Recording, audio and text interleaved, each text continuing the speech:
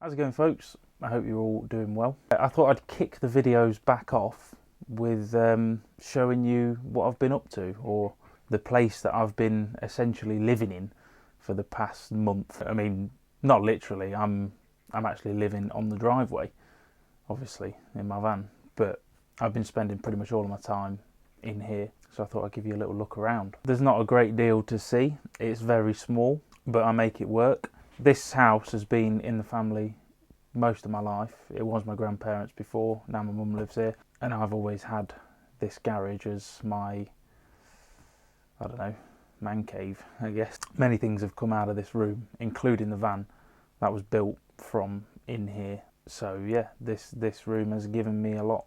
So I thought I'd give you a little tour. So at the far end, there's not a great deal to see really. That's not my bike. And obviously this is the beastie that you all saw me build in a field. So we'll skip past this side. Starting from here, let's give you an overview of the whole room. So that's obviously my toolbox. We'll come back to that in a minute. But there we go. So what this is, what I like to call this, is organised chaos. That's kind of how I am as a person anyway. So, you know, I know where everything is in this room, pretty much. But if anyone else came in here, they'd probably have a stroke. So it's a bit cramped in here with the door shut, but it's chucking it down with rain, so all the bikes are in. So we'll start off with the toolbox side. It's got some storage up there.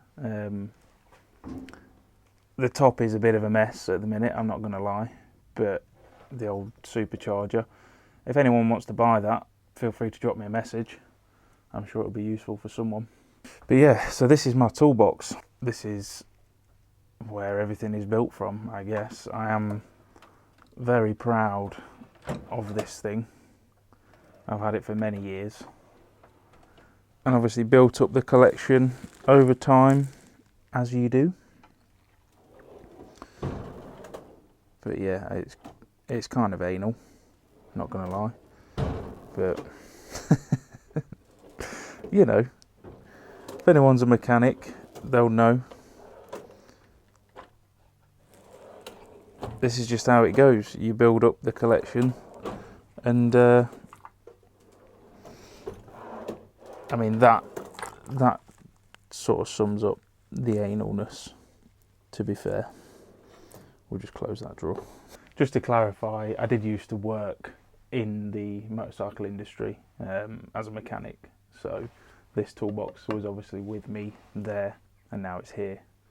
But it's one of them things, isn't it? The toolbox, the hand tools, especially like spanners and sockets and that kind of thing, you buy it once and then you have it for life. So in my entire sort of time with this tool kit, the only thing I've ever broken was the 7mm spanner, because I was an idiot with it. Yeah, I could have actually got this replaced because it has a lifetime warranty, but I just sort of never got round to it. So yeah, that's the only thing that's broken, which, considering how much abuse this kit has had, I'd say that's pretty impressive. Moving down, so we've got storage up there. That's my Dremel stuff. We've got a gasless MIG there, some more storage, more anal drill bit storage, little bench grinder. That's not fastened down at the minute. I normally clamp it when I use that, obviously. So underneath here, we have the can cupboard. You can't see anything there, can you? And it goes right back, spray paints, cans, and then polishing underneath. We've got a silver line drill press. This thing is fantastic and cost about 50 quid, so highly recommend that. And then welcome to the madness. Pretty much. This is just all, you know, parts in there. I've got all of my nuts and bolts all anally labelled out in there. Bolts, washers, all of that kind of thing. More bits and bobs. More parts on top, even more parts over here. I try and sort of label everything best I can, but you know how that goes. I got the ghettoist lighting system known to mankind. It's just held up with wire, but it does the job. Underneath, we've got a air compressor that I've had for many years. That was an Audi special, and it has lasted well for me. And yeah, just crap pretty much. Oil drums for used engine oil, all of that kind of thing. Paint. So the workbench goes around in an L. Brings us over to the clamping area. We've got some more tools up on the side here. I do have a leak somewhere. That's one of the walls, all crap. Moving round, so this is kind of the wall of parts that only I know how to find anything. This is actually organised, believe it or not, to a point. We've got scrap metal at the bottom, tubes and plates, and most of this is pretty much bike parts and a remote control Subaru apparently. But yeah, pretty much everything I need is in there. Oh, that thing on top, that was one of the first things I ever built. It's a bit ropey, but drum pedal. Can't remember how old I was when I built that. So then moving round, we've got the power tool storage wall. I actually got this. This is a stationary stand from the local post office when they closed down. And I was like, that looks like a power tool holder for me. So this is where I keep pretty much all the power tools.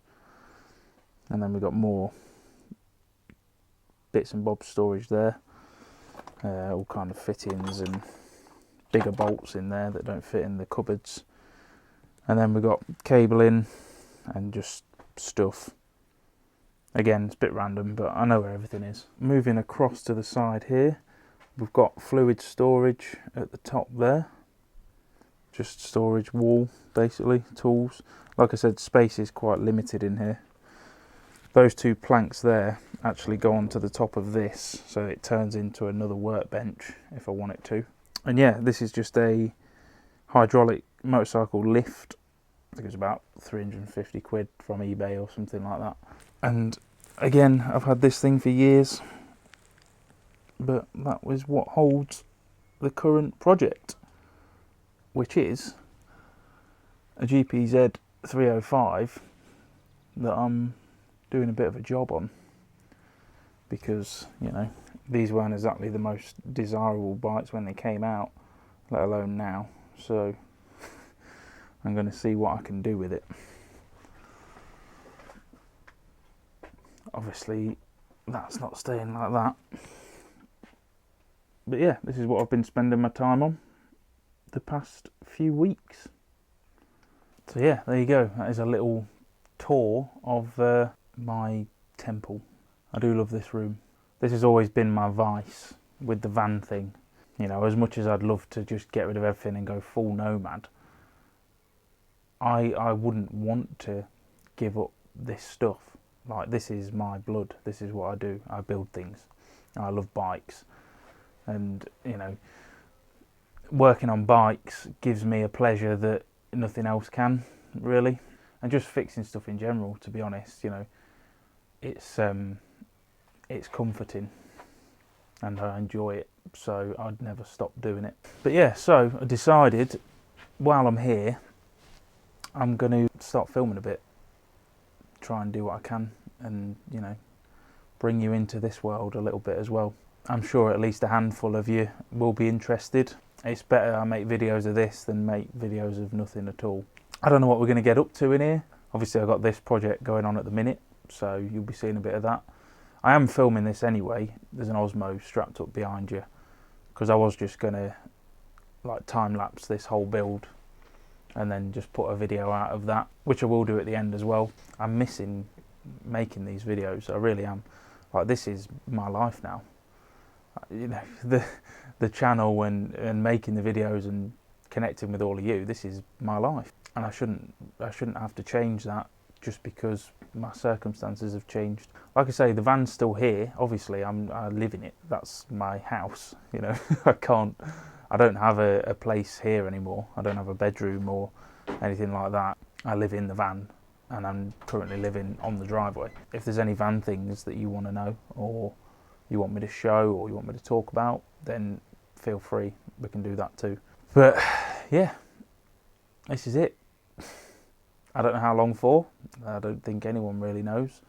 Looking at sort of timelines that are laid out at the minute in terms of getting back to Europe, it's going to be at least another, month and a half before places start opening international borders. I've seen a lot of countries on their plans. They're going to let everyone in but the UK, which is great. I can't tell you how much I want to get off this godforsaken island, but for now, I can't. It's not happening. So there's no point being miserable about it. I might as well just man up and get on with shit. So, yeah. This is life now for the time being. I hope you can join me and follow along. I'll do my best to try and make it interesting. And I shall see you all soon. Alright, catch you in a bit, folks.